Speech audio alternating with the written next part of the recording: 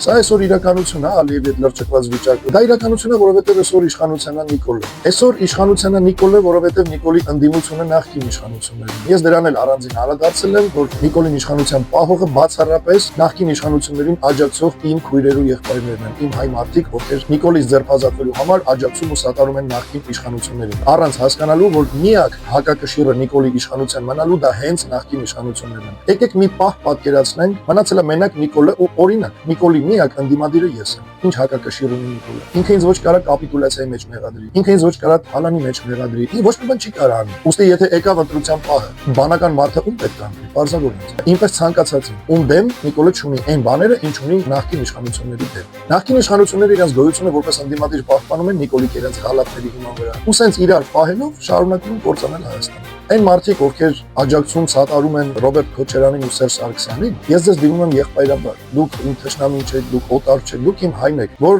գտել եք Նիկոլից ձերբազատվելու ձևը այդ երկու անձի մեջ։ Մի պահ խնդրում եմ ուղղակի պատկերացրեք, որ այդ երկուսը չեն Նիկոլի ընդդիմությունը, այլ հենց դուք, կոնկրետ մի անձ, ով նայում է ինձ հիմա Սերժի ու Քոչարյանի աջակից, ոչ թե թիմակից, ուղղակի քաղաքացի, ով ոչ կապիտուլյացիա ստորագրեք, ոչ թալանել է Նիկոլը հակակշիռ ունի իշխանության մնալու։ Իհարկե ոչ։ Իսկ այս դեպքում, երբ դուք իրանց պահում եք նախկին իշխանություններին, սատարում, աջակցում, բարձրացնում, Նիկոլը ամրապնդվում է։ Սա փաստ է,